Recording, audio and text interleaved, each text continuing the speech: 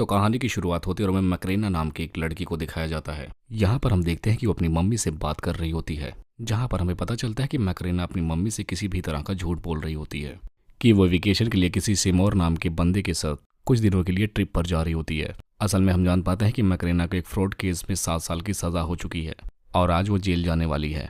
अब इसके बाद हम देखते हैं कि कहानी शिफ्ट होती है जेल में, जहाँ मैक्रेना को हम देखते हैं कि उसकी ऑफिसर उसे यूनिफॉर्म पहनने को बोल रही होती है। और इसके बाद अब हम देखते हैं कि मैक्रेना को एक सेल में ले जाकर बंद कर दिया जाता है और वहां पर जेल के सबसे खतरनाक कैदी होते हैं। तभी वहां पर ऑफिसर पावियो भी आ जाता है, जिसे पलोमा बकरेना को सेल नंबर 225 में ले जाने के लिए कहने लगती है। अब इस सेल में जाने के दौरान बकरेना के साथ और भी कैदियां होती हैं, जिनमें से एक का नाम योलोंडा होती है और एक का नाम एला भी होता है। और इसके बाद योलोंडा की बातों से हमें पता चलता है कि वो 3 हफ्तों की गुड बिहेवियर की वजह से जेल से अब छूटने वाली है। अब रात को ब्रश करते वक्त मैक्रेना एनाबेल से फेवर मांगती है कि उसको अब नया लॉयर चाहिए, लेकिन यहाँ पर एना उसे फेवर मांगने से मना भी कर देती है, लेकिन मैक्रेना फिर भी नहीं मानती। असल में यहाँ पर एक रूल होता है कि कोई किसी पर भी फेवर नहीं करता, क्योंकि उसे फेवर के बदले में कुछ काम करना पड़ता है। अब एनाबेल उसे बताती है कि उसे नया लॉयर कल मिल जाएगा। अब रात के टाइम मैक्रेना को नींद नहीं आ रही थी। तब यहाँ पर योलोंडा उसे अपना हाथ पकड़कर सोने के लिए कहती है। यहाँ पर मैक्रेना योलोंडा के हाथों पर इन्फिनिटी का टैटू भी देखती है और अब थोड़ी देर बाद वहां पर जोलेमा भी आ जाती है, जो कि योलोंडा को स्मोक करने के लिए कहने लगती है। और रात के टाइम ऑफिसर फावियो और उसके एक साथी रनिंग पर होते हैं, जहां पर उन्हें लॉन्ड्री रूम में योलोंडा मरी हुई हालात में मिलती है। अब सुबह के टाइम जब मैक्रेना के सेलमेट्स योलोंडा को लेकर चिंता जता रहे होते हैं, तब यहाँ पर मैक्रेना उन्हें बताती है कि उसने कल रात योलोंडा को जोलेमा के साथ जाते हुए देखा था। अब यहाँ पर एना उसे समझाती कि ऐसी बातें तुम्हें खुले में नहीं करनी चाहिए, क्योंकि इससे उसे खतरा हो सकता है। उधर दूसरी तरफ ऑफिसर मिरांडा से हमें पता चलता है कि योलोंडा ने अपने बॉयफ्रेंड के साथ मिलकर 9 मिलियन यूरोज की रॉबरी की थी और इस दौरान उसका बॉयफ्रेंड मारा भी गया था, लेकिन पकड़े जाने से पहले वो पैसे योलोंडा ने कहीं छिपा दिए थे, जिसका लोकेशन उसने अपने सिम कार्ड में लगा रखा था और वो चीज़ पुलिस को कभी नहीं मिल सकी। लेकिन वो सिम कार्ड मैक्रेना को गार्डन में काम करते वक्त मिल जाता है, जिसके बाद वो दोबारा से उस चीज़ को वहीं पर छिपा देती है और इस सीरीज का एपिसोड 1 यहीं पर खत्म हो जाता है। अब एपिसोड 2 की शुरुआत में हम देखते हैं कि मैक्रेना अपने एक लॉयर से मिल रही होती है। असल में इस लॉयर को एनाबेल ने ही भेजा था। यहाँ पर उसका वकील उसे बताता है कि तुम्हारे ऊपर बहुत सारे चार्जेस लगे हैं, जैसे लूट, डकैती, चोरी, और इसकी बेल के लिए उसे 1 मिलियन यूरोज देने होंगे। अब ऐसा सुनने के बाद मैक्रेना बताती है कि उसका घर और अकाउंट दोनों सीज कर दिए गए हैं। ये सुनकर वकील कहता है कि अगर उसके पास पैसे नहीं तो शायद उसे अब पूरी जिंदगी जेल में ही रहना पड़े।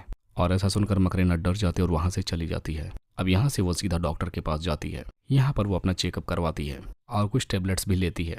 इधर जेल में सारे स्टाफ की मीटिंग बुलाई जाती है, जहाँ पर ऑफिसर मिरांडा सबको क्वेश्चंस करती हैं, जहाँ पर हमें पता चलता है कि स्टाफ में से ही कोई मिला हुआ है, क्योंकि रात के 1 बजे सिर्फ किसी स्टाफ के एक्सेस कार्ड द्वारा ही किसी दरवाजे को खोला जा सकता है। तब यहाँ पर एनाबेल मैक्रेना को उसका फेवर रिटर्न करने को कहती है, जिसके लिए 9:30 बजे उसे एक पैकेट लाना होगा और सेल का दरवाजा खोलने के लिए वो उसे एक्सेस कार्ड भी देती है। और अब मैक्रेना के मना करने के बाद वो उसे धमकी भी देती है कि वो सारी बातों को जोलेमा को बता देगी कि मैक्रेना ने योलोंडा को मारने से पहले उसको उसी के साथ देखा था। अब इसके पास कोई ऑप्शन ना होने की वजह से ये रेडी हो जाती है। इधर फावियो एक लेडी को स्क्रू ड्राइवर चेंज करते हुए देख लेता है, जिसके बाद अब पलो सब कुछ चेक करने लगती है। यहाँ पर मैक्रेना के पास एक्सेस कार्ड होता है, तो स्टेफानिया उसे बचाने के लिए वहाँ पर सीन क्रिएट करती है और इसी दौरान मैक्रेना एक्सेस कार्ड को फेंक देती है। अब तंग आकर मैक्रेना अपनी मॉम को फोन करती है और उनको सारी सच्चाई बता देती है।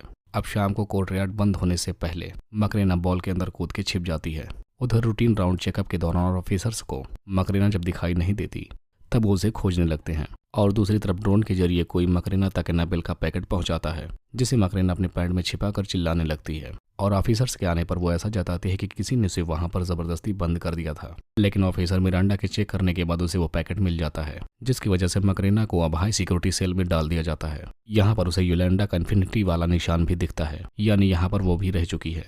एक दिन उसे वेंटिलेशन हॉल से किसी लेडी की आवाज आती है, जहाँ बातों बातों में मैक्रेना उसे बता देती है कि वो पैकेट एनाबेल का था। तब यहाँ पर हमें पता चलता है कि वो लेडी कोई और नहीं बल्कि ऑफिसर मिरांडा ही थी, जिसने सब कुछ रिकॉर्ड कर लिया था। उधर एक्सरसाइज के दौरान मैक्रेना के हाथों में चोट लग जाती है, जिसकी वजह से उसे हॉस्पिटल पर एडमिट करवाया जाता है, जहां पर जोलेमा आकर उसे बताती है कि उसे सब कुछ पता है कि मैक्रेना ने उस दिन सब कुछ देखा था और अगर ये बात उसने किसी को बताई तब वो उसे मार देगी। उसी दिन मैक्रेना के पेरेंट्स उससे मिलने के लिए आते हैं, जहां पर मैक्रेना पहले तो थोड़ा हिचकिचाती है, लेकिन फिर बाद में वो उनके पास जाती है, जहां उसके पिता से उसे 500 यूरो डॉलर्स मिलते हैं और वो उसे अपने बालों में छिपा लेती है। अब लंच के टाइम सारी लड़कियां उसे परेशान करने के लिए उसके खाने में थूक देती हैं। इसके बाद अब मैक्रेना ऑफिसर मिरांडा के पास जाती है और योलोंडा की मौत के बारे में उसे सब बता देती है और एपिसोड 2 यहीं पर खत्म हो जाता है।